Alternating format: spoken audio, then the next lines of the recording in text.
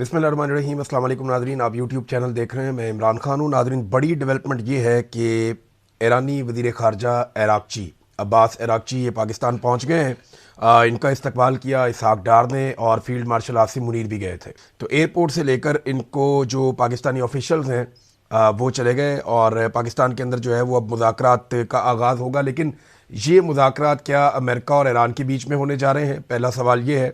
Iran का इस हवाले से क्या मौक़िफ़ है, ये बहुत अहम है।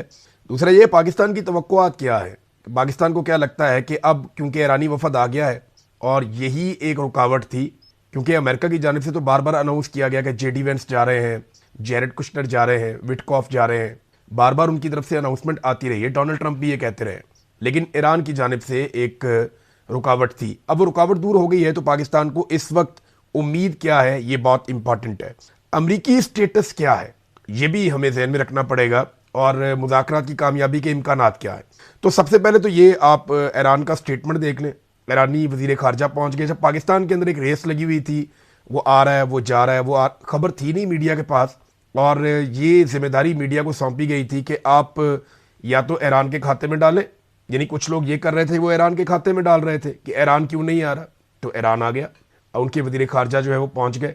और कुछ लोग जो है वो ये कहानियां सुना रहे थे कि अब ये होने वाला है, अब ये होने वाला है। हत्ता कि जो लोग मिलिट्री एस्टेब्लिशमेंट के बहुत करीब हैं या मौजूदा हुक्मरानों के करीब हैं, उनके भी साफ जवाब दे चुके थे। बहुत सारे ऐसे लोगों ने कहना शुरू कर दिया कि खुदा का वास्ता, अगर मुज़ाकरात नहीं हो रहे तो इस्लामाबाद ही खोल दें आप, कम से कम आपने हुर्मुज़ खुलवाने के चक्कर में आपने इस्लामाबाद और रावलपिंडी बंद किया हुआ है। तो ये उनके अपने लोग कहना शुरू हो गए थे, हुकूमत के अपने जो करीबी ताल्लुकात वाले लोग हैं। अब जो स्टेटमेंट है ईरान का, ये इंपॉर्टेंट है। इस्लामाबाद में ईरानी और अमरीकी वफूद के दरमियान कोई मुलाकात मुतवक्के नहीं है, ये ईरानी वजारत खारजा ने कहा है। तर्जुमान ईरानी वजारत खारजा, और ये बीबीसी ने रिपोर्ट किया है। इस्माइल बकाई का कहना है कि इस्लामाबाद के दौरे पर मौजूद अब्बास अराग़ची की अमरीकी वफद के साथ कोई मुलाकात मुतवक्के नहीं है। ट्विटर के ऊपर उन्होंने पैगाम दिया। उन्होंने कहा कि हम एक सरकारी दौरे पर पाकिस्तान के शहर इस्लामाबाद पहुंच गए हैं।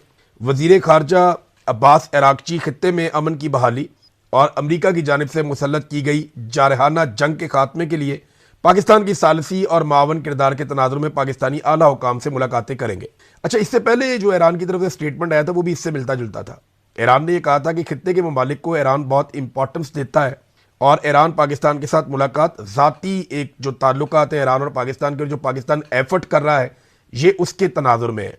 तो अमेरिका के साथ मुज़ाकरात की उन्होंने कोई जल्दबाजी शो नहीं की। बयान में कहा गया कि ईरान और अमेरिका के दरमियान किसी मुलाकात का कोई मंसूबा नहीं है। लेकिन याद रखिएगा, ये जिस वक्त उन्होंने बयान दिया, ये उस वक्त तक की कार्रवाई है कि उस वक्त तक कोई मंसूबा नहीं है।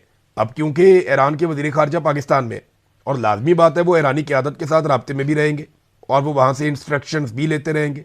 अगर माहौल बन जाता है, बातचीत बन जाती है और ईरान की तरफ से जो है वो ये ग्रीन सिग्नल आ जाता है या कुछ और लोगों को ईरान से रवाना किया जाता है पाकिस्तान के लिए, तो मुमकिन है कि पाकिस्तान के अंदर अमेरिका और ईरान के मुज़ाकरात जो है वो आगे बढ़ जाए। इससे पहले पाकिस्तान के वज़ीर ख़ारजा ने एक ट्विटर के ऊपर पोस्ट करते हुए बताया था कि उन्होंने इस्लामाबाद में अराग़ची का इस्तकबाल किया है और इलाकाई अमन और इस्तेहकाम के लिए बाहमी रवाबित के मुंतज़िर हैं। ये जनाब स्टेटमेंट जो छपा है, ये बीबीसी के ऊपर छपा है। तो ये ईरान का एक ऑफिशियल मौक़िफ़ है कि वो अमेरिका के साथ मुज़ाकरात के लिए नहीं आया, वो आया है पाकिस्तान के साथ बातचीत करने के लिए और इसी जंग बंदी के तनाजुर में बातचीत करने आया। देखिए, एक चीज़ हमें समझनी पड़ेगी कि न्यूयॉर्क टाइम ने भी यह दावा किया है और ईरानी क़यादत के हवाले से किया है। ईरानी क्योंकि ये समझते हैं कि जब तक आबना हुर्मुज़ की सराउंडिंग में अमेरिका नाकाबंदी जारी रखेगा, ईरानी बंदरगाहों की और पूरे समंदर की, जिसे आप पर्शियन गल्फ कहते हैं या जिसे आप गल्फ ऑफ ओमान और उसके बाहर वाले जो एरियाज है, अगर समंदर के इन पानियों में अमेरिका एक नाकाबंदी जारी रखता है तो इसको ईरान ने एक्ट ऑफ वॉर करार दिया कि ये जंग का एक कदम है जो अमेरिका ने उठाया हुआ। तो इस बीच में फिर बातचीत नहीं हो सकती, बराह रास्त मुज़ाकरात नहीं हो सकते। हम बिलवास्ता मुज़ाकरात हो सकते हैं जो पाकिस्तान के जरिए हो सकते हैं, दीगर ममालिक के जरिए हो सकते हैं। अब यहाँ पे ये खबर भी आई है ईरान की जानिब से, जो उनकी सरकारी मीडिया एजेंसीज हैं, उन्होंने ये दावा किया कि ईरानी जो वफद है ये दो और जगह पे भी जाएगा। एक ये ओमान में जाएंगे और एक ये जाएंगे मास्को में। ओमान का जो दारुल हुकूमत है मस्कत और रूस का जो दारुल हुकूमत है मास्को, इन दो जगह पे भी जाएंगे और इन दो ममालिक के साथ भी वो बातचीत करेंगे। अब लाजमी बात है, ये बातचीत सारी की सारी आबना हुर्मुज़ के हवाले से है और जो खित्ते में कशीदगी है उसके हवाले से है। तो ईरान जो अपने इत्तेहादी हैं या आसपास जो ममालिक हैं, वो उनके साथ अपना रिलेशन खराब नहीं करना चाहता इस जंग के तनाजुर में। अच्छा जी, अब दो बंदे फौरी तौर पे अमेरिका की तरफ से जो रद्दमल आया, वो रद्दमल ये है कि स्टीव विटकॉफ और जेरेड कुशनर को फौरी तौर पे, आज हफ्ता है तो हफ्ते की सुबह जो है वो अमेरिका से उनको रवाना किया जा रहा है और वो आएंगे मुज़ाकरात करने के लिए ईरानी वफ्द के साथ। अब ये दो लोग जो हैं, इनके बारे में मैं आपको एक क्लियर बात कर दूं, इनके स्टेटमेंट्स आप उठाकर देख लें। अव्वल तो ये दोनों जो हैं वो जिस लेवल के लोग हैं, इनमें एक तो बहुत बड़े बिल्डर है स्टीव विटकॉफ, ये कंस्ट्रक्शन इंडस्ट्री के अंदर बहुत बड़ा नाम है, डोनाल्ड ट्रंप के दोस्त हैं ज़ाती नौइयत के, और इन्हें इस रीजन के अंदर लगाया गया है और वो कारोबार भी साथ करते हैं, उनकी फैमिली भी कारोबार करती है। और ये अमेरिका से ज़्यादा स्टीव विटकॉफ को ये तासुर है कि ये इसराइल के मफादात के ज़्यादा करीब है। और यही बात जेरेड कुशनर के बारे में भी की जाती है। जेरेड कुशनर के ऊपर एक अमेरिका में इंक्वायरी की बात भी चल रही है कि सेनेट उनके खिलाफ इंक्वायरी करेगी कि अरब ममालिक में मुज़ाकरात के साथ साथ जेरेड कुशनर कैसे मफादात के टकराव के तहत उनसे पैसा वसूल कर सकते हैं। ये सारी चीज़ें चलती रहेंगी। बहरहाल ये दो लोग जो हैं, ये अमेरिका से ज़्यादा इसराइली नुमाइंदा होने का इनका तासुर है। जेडी वेंस कब आएंगे, ये डिपेंड करता है कि ईरान के साथ मामला कहाँ तक आगे बढ़ते हैं और क्या डोनाल्ड ट्रंप आएंगे। ये पाकिस्तान को एक आसरा दिया गया है। मैं आपको कैटेगोरिकली ये बात कह रहा हूँ कि पाकिस्तान के हुक्मरान ये बात कह नहीं रहे क्योंकि वो कहकर शर्मिंदा होना नहीं चाहते। उन्होंने इसको एक सरप्राइज के तौर पर रखा हुआ है और ये एक जैकपॉट है जो उनका लग सकता है। उन्हें यह आसरा दिया गया है अमेरिकी इंतजामिया की जानिब से कि आप जोर लगाएं, पूरी कोशिश करें, अमेरिका को आप एक अच्छी डील लेकर दें ईरान के साथ और ट्रंप की एक अच्छी फेस सेविंग हो जाए और पाकिस्तान अगर ट्रंप की गुड बुक में आता है तो ये आसरा इनको दिया गया है कि डोनाल्ड ट्रंप इस्लामाबाद में लैंड कर सकते हैं। और अगर वो इस्लामाबाद आएंगे, चंद घंटों के लिए भी आ जाएं, अगर 2 घंटों के लिए भी आ जाए, तो ये पाकिस्तान के लिए, क्योंकि देखिए डोनाल्ड ट्रंप ने एक दौरा चाइना का भी करना है अभी फ्यूचर में, और जब वो यहाँ पे आएंगे पाकिस्तान में डोनाल्ड ट्रंप, तो बहुत सारे मामला तब तक तय हो चुके होंगे। तो पाकिस्तान को इस बात की उम्मीद है कि डोनाल्ड ट्रंप इस्लामाबाद का दौरा कर सकते हैं या कम से कम जेडी वेंस तो जरूर वापस आ जाएंगे अगर पाकिस्तान कामयाब हो जाता है। तो पाकिस्तान ये चाहता है कि जंगबंदी के अंदर तोसी हो जाए और ट्रंप की गुड बुक्स के अंदर पाकिस्तान रहना चाहता है। लेकिन एक बात ना सबको जाती मफादात से बालातर होकर सोचनी पड़ेगी कि पाकिस्तान के लिए एक ताकतवर ईरान जरूरी है। ये बात पाकिस्तान की मिलिट्री एस्टेब्लिशमेंट भी समझती है। एक कमजोर ईरान पाकिस्तान के लिए मुसीबत बन जाएगा मुस्तकबिल में, क्योंकि अगर ईरान के अंदर अनारकी होगी, हालात खराब होंगे, वहां कोई स्टेबल गवर्नमेंट नहीं होगी, कंट्रोल नहीं होगा, तो आपके बलूचिस्तान के अंदर हालात खराब होंगे और फिर इंडिया और इसराइल की दोस्ती आप जानते हैं अच्छी तरह। अगर ये बात एस्टेब्लिशमेंट के दिमाग में है और वो ये जानते हैं और अगर वो इसके तनाजुर में चीजें कर रहे हैं तो वो सही कदम आगे बढ़ा रहे हैं कि ईरान एक मजबूत मुल्क के तौर पे पाकिस्तान को सूट करता है, एक कमजोर ईरान पाकिस्तान को सूट नहीं करता। लेकिन दूसरी तरफ हमें याद रखना है कि अगर जंग दोबारा शुरू होती है, लड़ाई बढ़ जाती है, जिसके इम्कान उतने ज्यादा नहीं है, लेकिन अमेरिका जिस तरह हथियार इकट्ठे कर रहा है, इस तरह इस रीजन में पहले हथियार नहीं पहुंचे। अमेरिका के कौन कौन से जो बहरी बेड़े हैं वो यहाँ पे आ गए हैं, इसकी पूरी तफसीलात मेरे पास मौजूद है। मैं इसको आज स्टडी कर रहा था, मैंने सारा रिकॉर्ड निकाला है कि किस तरीके से अमेरिका ने बड़े पैमाने पे अपने हथियार यहाँ पे पहुंचाए।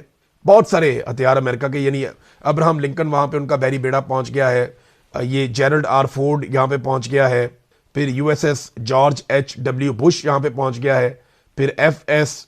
चार्ल्स डिकॉल यहाँ पे पहुंच गया है, फिर जो अरेबियन सी है वहाँ पे यूएसएस ट्रिपोली है और यूएसएस बॉक्सर भी यहाँ पे रास्ते में है जो वेस्ट पैसिफिक की तरफ से आ रहा है। फिर मिस्ट्रॉल है, एफ.एस. मिस्ट्रॉल, ये मशरकी मेडिटेरेनियन सी के अंदर है। फिर एक और बेड़ा भी है। तो अमेरिका के लगभग 8 बहरी बेड़े जो है वो इस रीजन के आसपास या इन्हीं पानियों के अंदर इस वक्त मुतहर्रिक हैं। और याद रखिएगा, ये एक बहरी बेड़े को चलाना, उसे कंट्रोल करना, ये मुल्कों को चलाने जितना पैसा इसमें लगता है। कभी इसके ऊपर डॉक्यूमेंट्रीज बनी हुई है कि अमेरिकन बहरी बेड़े कैसे काम करते हैं। एक एक बेड़े के ऊपर जो है वो 70 फाइटर जेट्स मौजूद हैं और दीगर जासूसी तैयारे और ड्रोन्स और बेशुमार चीजें, हजारों की तादाद में लोग होते हैं, किचन के अंदर ही सैकड़ों लोग काम कर रहे होते हैं। इसके ऊपर बड़ी जबरदस्त डॉक्यूमेंट्रीज है, मैंने देखी है। बहरहाल ये अमेरिका अपनी जंगी तैयारियां भी बहुत बड़े पैमाने पे कर रहा है। जंग शुरू होती है तो पाकिस्तान के लिए न्यूट्रल रहना मुश्किल हो जाएगा, क्योंकि पाकिस्तान ने अभी सऊदी अरब से पैसा पकड़ के यूएई को दिया है और अगर सऊदी अरब ने खुदा न खास्ता पैसा मांगा तो वो पैसा इतना ज्यादा है कि पाकिस्तान वो अदा नहीं कर पाएगा। और दुनिया में और कोई ऐसा मुल्क शायद अब मौजूद नहीं है जो सऊदी अरब को पैसा वापस करने के लिए पाकिस्तान को पैसा दे दे। तो हमारे लिए कोई और रास्ता बचेगा नहीं। तो पाकिस्तान के लिए एक तो मजबूत ईरान जरूरी है कि ये जंगबंदी कायम रहे, और दूसरा पाकिस्तान के लिए जरूरी है कि ये जंग हो ही ना, वरना पाकिस्तान को इसका हिस्सा खुदा न खास्ता बनना पड़ जाएगा। अब सूरत हाल को जरा आप समझिए कि अमेरिका और इसराइल में जो सबसे बड़ा तनाज़ा है वो हथियारों का है, एटॉमिक हथियारों का है। ये मसला नया नहीं है, इसकी तारीख 3 दहाइयों से भी ज़्यादा पुरानी है। इतना पुराना मसला कि वंस फॉर ऑल अभी हल हो जाएगा तो मुझे नहीं लगता। एक बड़ी शानदार डील की थी जिसकी यूरोप भी बहुत तारीफ करता है। अभी कब्रस के अंदर कुछ मुज़ाकरात हो रहे हैं, वहाँ पे मुख्तलिफ ममालिक मौजूद हैं जिनमें यूरोपीय ममालिक के अलावा यूरोपीय यूनियन के ममालिक हैं, उनके अलावा वहाँ पे 2-3 जो हैं वो खित्ते के और ममालिक हैं, खलीजी ममालिक। ये जब बात कर रहे हैं तो वहाँ तारीफ़ की गई, यानी दूसरे ममालिक इसके अंदर जो हैं उनमें मिस्र, शाम और लबनान है। तो वहाँ जो बराक ओबामा ने 2015 में मुआहदा किया था ईरान के साथ, जौहरी मुआहदा, उसकी तारीफ़ की गई। लेकिन डोनाल्ड ट्रंप ने आने के बाद जब पहली इनको हुकूमत मिली 2016 में, तो वो मुआहदा इन्होंने ख़त्म कर दिया था। उस पर काफ़ी तनकीद भी हुई थी। बहरहाल ये मसला पुराना है हथियारों वाला, ये नया नहीं है और ये फ़ौरन हल भी नहीं होगा। इस वक्त जो सबसे अहम देरीना मसला है जो फ़ौरन हल तलब है वो है आबनाए हुर्मुज़ का, और इस पर बहुत ज़्यादा दबाव भी है। अमेरिका के लिए बड़ी शर्मिंदगी वाली बात है, यानी अमेरिका की बेइज्जती हो रही है और कुछ लचक थोड़ी बहुत दिखानी पड़ेगी, ईरान को कुछ लचक दिखानी पड़ेगी, अमेरिका को। तो ये मसला हल तो हो सकता है, लेकिन इसका फौरी हल अब ऐसा कोई दिखाई इसका भी नहीं दे रहा, क्योंकि वहाँ बारूदी सुरंगें अमेरिका कहता है 6 महीने तो लग जाएंगे उनको साफ करने में, और इस बीच में जो अमेरिका का तेल है वो बिकता रहेगा। देखिए, अमेरिका के लिए कोई माली नुकसान नहीं हो रहा, अमेरिका वहाँ से अपना तेल बेच रहा है। वेनेजुएला में उनकी कंपनियों ने कंट्रोल किया हुआ है, उनका अपना तेल खासा अच्छा अमेरिका का निकलता है, वो वहाँ पे जहाज़ों को भर भर के टैंकर्स को रवाना कर रहे हैं, और डोनाल्ड ट्रंप ने इसके बारे में दावा भी किया। तो अमेरिका का तेल बिक रहा है, लेकिन गल्फ ममालिक के ऊपर दबाव बढ़ रहा है और अरब ममालिक खास तौर पे काफ़ी दबाव में है। अब जो यूरोपीय ममालिक है उन्होंने कहा जी अगर अमेरिका का और ईरान का कोई अच्छा मुआहदा हो जाता है तो इस सूरत में हम भी ईरान के ऊपर जो कुछ सख्तियाँ उनको नरम कर देंगे। लेकिन दूसरी तरफ अमेरिका दबाव बढ़ाने के लिए ईरान पर पाबंदियाँ लगा रहा है, और चीन की एक आज़ाद रिफाइनरी है, आज़ाद रिफाइनरी उसको वैसे ही कहा गया, चीनी रिफाइनरी है तो चीन को टैक्स देती है, चीन का इदारा है, तो चाइनीज़ रिफाइनरी के ऊपर पाबंदियाँ लगा दी हैं अमेरिका ने। इसके अलावा 40 दीगर कंपनियों और तेल बरदार जो जहाज़ हैं, बहरी जहाज़, उन पर भी अमेरिका ने पाबंदियाँ लगा दी हैं, और पाबंदियाँ इस तनाजुर में लगाई हैं कि ये ईरान से तेल लेकर जा रहे हैं। ये है जनाब प्रॉब्लम। वो कहते हैं ईरान से तेल खरीदेंगे तो हमारे लिए प्रॉब्लम बढ़ जाएगा, हम ईरान से तेल खरीदने भी नहीं देंगे। अब एक बात हमें और ज़हन में रखनी पड़ेगी इन मुज़ाकरात के हवाले से कि अगर यूरोप या नेटो के मुमालिक अमेरिका के साथ खड़े हो जाते ना तो पाकिस्तान को इतनी रेलिवेंस मिलती ना। वजह यह है कि फिर अमेरिका जंगबंदी से ज़्यादा इस मामले को किसी और तरफ लेकर जाता और दबाव डालकर इन चीज़ों को किसी और तरीके से हैंडल करता। लेकिन अमेरिका को आलमी सतह पे वो दबाव वो डाल नहीं पाया, आलमी सतह पे उसको उस किस्म की हमायत मिली नहीं, खासतौर पर यूरोपीय ममालिक से। पहले डोनाल्ड ट्रंप जो है वो यूरोपीय ममालिक और नेटो के जो ममालिक हैं उन सारों को बुरा भला कहते थे, लेकिन अब मैं देख रहा था कि पीट हेग्सेथ ने भी इसी किस्म के स्टेटमेंट्स दिए हैं। अच्छा, पीट हेग्सेथ ने एक अजीबोगरीब स्टेटमेंट दे दिया, वो मैं आपके सामने ज़रूर रखना चाहता हूँ। उन्होंने स्टेटमेंट दिया कि हर साल जो नोबेल इनाम दिया जाता है एक यूरोपीय मुल्क की जानिब से, ये नॉर्वे से होता है, तो उन्होंने कहा जी हर साल जो नोबेल इनाम दिया जाता है वो जिस इदारे को मिलना चाहिए हर साल, वो अमरीकी फ़ौज है। अब ये उन्होंने कह तो दिया, लेकिन अभी हाल ही में ईरान में 170 के करीब मासूम बच्चियाँ 5 साल से लेकर 12 साल तक जो शहीद हुई, वो अमेरिकन फ़ौज का कारनामा है। ईरान की जो क़यादत है, चाहे वो मिलिट्री है, चाहे वो सिविलियन है, चाहे वो मजहबी लोग हैं, उनका जो कत्लेआम किया गया वो अमेरिकन फ़ौज ने किया इसराइली फ़ौज के साथ मिलकर। हज़ारों लोग अब तक जो है वो जाँ बहक हो चुके हैं, शहीद हो चुके हैं। इसके अलावा मैं आपको ये बता देता हूँ कि 9/11 के बाद से लेकर अब तक ये अलग अलग रिपोर्टें हैं। कुछ रिपोर्टें जिन्हें अमेरिका मानता है, कुछ रिपोर्टें जिन ममालिक में लोगों की जानें गई हैं वो मानते हैं, कुछ रिपोर्टें अक़वाम मुत्तहिदा मानता है, कुछ रिपोर्टें आज़ाद ज़राए से, हर एक की अपनी अपनी रिपोर्ट है। लेकिन अलग अलग किस्म की रिपोर्टों को अगर आप इकट्ठा करें तो जो इराक के अंदर अमेरिका ने जंग लड़ी है ना, 2005, 6 और 7 के अंदर जो डाटा आया वो डाटा ये बताता है कि अलग अलग तादाद है। कोई ये कहता है कि 10,33,000 इराक के अंदर लोग मारे गए, शहीद हो गए, और इसमें अमरीकी फ़ौजी भी बहुत बड़ी तादाद में मारे गए थे, जो लड़ाका लोग हैं वो भी मारे गए थे, इराकी फ़ौजी भी मारे गए थे, और फिर इसमें एक तादाद जो बताई जाती है वो 2.4 मिलियन भी बताई जाती है, यानी 24 लाख तक लोग वहां पे मारे गए। लीबिया की लड़ाई में, यमन की लड़ाई में, सोमालिया की लड़ाई में, शाम की लड़ाई में लाखों लोग मारे गए, और ये लड़ाइयां अमेरिका ने की हैं। अफगानिस्तान के अंदर जो अमेरिका ने जंग शुरू की थी, उस जंग के अंदर अब तक की जो इंफॉर्मेशन है उसमें 2 अलग अलग डाटाज हैं। अफगानिस्तान के अंदर सिर्फ जो बताया जाता है 9.5 लाख अफगानी जो है वो शहीद हो गए, इस लड़ाई की नजर हो गए, जबकि पाकिस्तान के अंदर भी 1 लाख के करीब शहरी जो है वो शहीद हुए। अब अलग अलग डाटा है। फिर अबू गरीब जेल आप देख लें उसकी जो स्टोरीज हैं, जो ग्वांतानामो बे की स्टोरीज हैं, इन सारों को आप इकट्ठा करें तो अमेरिकन फौज का कैसे बनता है अमन का नोबेल इनाम लेना। अभी तो ट्रंप को नहीं मिला तो अमेरिकन फौज लेना चाह रही है अमन का नोबेल इनाम। बहरहाल ये एक स्टेटमेंट है, वो बढ़ा चढ़ा के बात करते हैं, अमेरिकन का अपना एक स्टाइल है और वो बहुत गुस्से में है यूरोपीय ममालिक पर, और यूरोपीय ममालिक भी बहुत मुतहर्रिक हो गए। उनके थिंक टैंक इस वक्त अपनी सरहदों की हिफाजत के लिए नए मंसूबे तैयार कर रहे हैं। यानी जो अमेरिका के ऊपर उनका इन्हिसार है वो उसको अब कम करना चाहते हैं अमेरिकन धमकियों के बाद या डोनाल्ड ट्रंप के रवैये के बाद। उन्हें अंदाजा हो गया है कि अमेरिका में तो हुकूमतें बदलती रहेंगी और अमेरिकन के अंदर ये सोच पैदा हो गई है, ये इसको अप्रिशिएट किया जा रहा है कि यूरोप पैसे खर्च नहीं करता, फौजी खर्च नहीं करता और यूरोप का तहफ़्फ़ुज़ अमेरिका क्यों करे। तो अब यूरोप को अपना तहफ़्फ़ुज़ खुद करना पड़ेगा। यूरोप को खतरा किससे है? यूरोप का जो पहला खतरा जिसे वो समझते हैं वो रूस को समझते हैं। रशिया एक बहुत बड़ा खतरा है यूरोप के लिए, क्योंकि यहां से बॉर्डर लगता है, वो सेंट्रल एशिया की तरफ से आता है। यूक्रेन जो है वो बिल्कुल यूरोप के बॉर्डर पे है। तो अब इस बारे में रशिया के साथ उन्हें बातचीत भी करनी पड़ेगी, मुज़ाकरात भी करने पड़ेंगे और रशिया से निपटने के लिए अपने हथियारों को भी तैयार करना पड़ेगा। एक बहुत बड़ा इत्तेहाद है उनका, जैसे उन्होंने यूरोपीय यूनियन को इकट्ठा किया वो बाकियों के साथ भी मुआहदे कर सकते हैं। चाइना का उनको एक थ्रेट है हमेशा से, लेकिन चाइना का थ्रेट ऐसा नहीं कि बराह रास्त चाइना कोई हमला कर देगा। चाइना का थ्रेट कुछ इस तरह से है कि चाइना उनकी मईशत के ऊपर कंट्रोल कर लेगा। अब चाइना के साथ उन्हें बातचीत करनी पड़ेगी और अपने तजारती खसारे को कंट्रोल करना पड़ेगा। देखिए ना, चाइना की कुछ क्वालिटीज है, एक तो प्रोडक्शन बहुत तेज करता है, दूसरा उनकी कॉस्ट ऑफ प्रोडक्शन बहुत कम है, तीसरा चाइना की जो रसद है वो बहुत तेज है, वो बड़ी तेजी से अपना माल सप्लाई करता है पूरी दुनिया में। तो जब उसका माल पहुंचता है किसी मंडी के अंदर तो किसी और माल की गुंजाइश नहीं रहती। तो यूरोप को एक बैलेंस क्रिएट करना है चाइना के साथ तजारत में। वैसे अभी ये स्पेन का जो वज़ीर आज़म है पेड्रो, ये वहां गया था चाइना, इसने चाइना के साथ ये बात की है कि आप हमारे साथ तजारत का एक बैलेंस क्रिएट करें। नाज़रीन, ये इंटरनेशनल खबरें ये और भी आती रहेंगी, मैं आपके साथ शेयर करता रहूँगा, बल्कि मेरे पास काफ़ी सारी मौजूद हैं। लेकिन मैं आपको कुछ पाकिस्तान के अंदर से खबरें देना चाहता हूँ। एक तो इस्लामाबाद के अंदर ऐसा इन्होंने ब्लॉकेज लगाया कि पता चल रहा है जी इस्लामाबाद में दवाइयों की किल्लत हो गई। ये कितनी शर्मिंदगी वाली बात है। जिन ममालिक में जंग हो रही है वहाँ पर दवाइयों की किल्लत नहीं हुई, लेकिन पाकिस्तान में दवाइयों की किल्लत हो गई है। इस्लामाबाद में दवासाज कंपनियों की गाड़ियों का दाखिला बंद होने की वजह से शहर में दवाओं की किल्लत, और तरनौल, रवात और चुंगी नंबर 26 पर दवाइयों से भरी हुई दर्जनों गाड़ियां खड़ी हैं। इन गाड़ियों में जान बचाने वाली अद्वियात भी शामिल हैं और इसमें इंसुलिन भी शामिल है, इसमें दीगर दवाइयां भी शामिल हैं जो मरीजों की दी जाती हैं। तो कंपनियां जो हैं वो वजारत सेहत से मुतालबा कर रही हैं, जनाब हमारी गाड़ियां कम से कम अस्पतालों तक और शहर के अंदर दाखिल होने की उनकी इजाज़त दी जाए। ये एक इशू है पाकिस्तान के अंदर, तो एक से एक इशू है, पूरी दुनिया चल रही है, पाकिस्तान बंद है, हमारी तो अदालतें भी बंद है। एक और इंतहाई अफसोसनाक वाकया पेश आया इस्लामाबाद में। हमारे एक बड़े सीनियर जर्नलिस्ट हैं, बहुत पुराने जर्नलिस्ट हैं, फ़खरुर रहमान साहब, उन्हें नाज़रीन गिरफ्तार कर लिया गया अचानक से, और ये इंतहाई काबिल मुजम्मत हरकत है। पीका एक्ट के तहत जब दिल करता है, जिसका दिल करता है वो उठाकर ले जाते हैं बंदे को। जो भी हुकूमत में तनकीद करता है या निज़ाम के ऊपर तनकीद करता है उसको फौरी तौर पर गिरफ्तार कर लिया जाता है, और फ़खरुर रहमान साहब तनकीदी आवाज़ों में से एक आवाज़ है। तो यही वो सहाफ़ी हैं, बहुत पुरानी सहाफ़त कर रहे हैं। इन्होंने सुप्रीम कोर्ट ऑफ पाकिस्तान में जाकर जजेस को बताया था कि PMLN के वर्कर ने सुप्रीम कोर्ट ऑफ पाकिस्तान पे दावा बोल दिया है तो आप अपनी जान बचा लें। ये इतना ही पुरानी जर्नलिज्म कर रहे हैं और एक तनकीदी आवाज़ है, इनको भी खामोश करवाने के लिए गिरफ्तार कर लिया गया। इंतहाई काबिल मुजम्मत और घटिया हरकत है।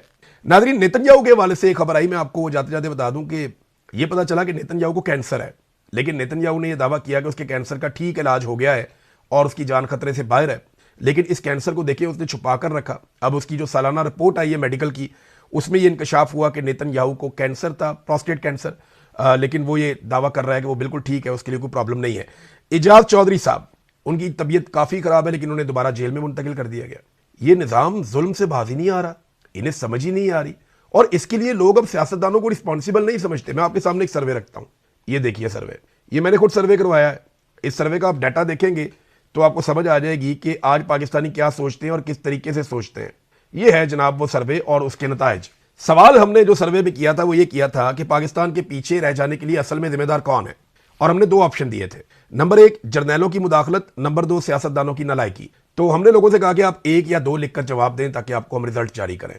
10,000 से ज्यादा वोट पड़ चुके हैं अब तक, बल्कि काफी ज्यादा हो गए हैं, और इन वोटों के बाद जो सर्वे के नताइज हैं वो ये बताते हैं कि आज पाकिस्तानियों की अक्सरियत ये समझती है कि पाकिस्तान के मसाइल के लिए जो सबसे बड़ी वजह है वो मिलिट्री जर्नैलों की बार बार मुदाखलत है। कभी मार्शल लॉ लगाते हैं, कभी हुकूमतें गिराते हैं, कभी हुकूमतें बनाते हैं, कभी सियासतदानों को जेलों में डालते हैं। तो ये मुल्क को चलने नहीं देते, ट्रैक पे आने नहीं देते। तो जर्नैलों की मुदाखलत के हवाले से जो लोगों ने वोट किया वो 93.4% किया। बड़ा क्लैरिटी के साथ लोग आए। 93.4% लोग जिन्होंने वोट किया वो ये समझते हैं कि जर्नैलों की मुदाखलत एक वजह है कि पाकिस्तान पीछे रह गया, पाकिस्तान के हालात आज उतने अच्छे नहीं है, मईशत हमारी बर्बाद हो गई, दहशतगर्दी पाकिस्तान में आ गई, हम कहां से कहां पहुंच गए, दुनिया आगे निकल रही है, दुनिया की मईशतें तरक्की कर रही हैं, हम कर्जों का बोझ उठाते चले जा रहे हैं, उठाते चले जा रहे हैं, कोई एक शोबा नहीं है जिसमें हम तरक्की करके आगे बढ़ रहे हो। फिर जो लोग ये समझते हैं कि सियासतदान नालायक हैं और उनकी वजह से पाकिस्तान पीछे रह गया, उनकी तादाद 6.6% है। ये सर्वे मैंने आपके साथ शेयर किया। अब तक के लिए इतना ही। अपना ख्याल रखिएगा, अपने इस चैनल का भी। अल्लाह हाफिज।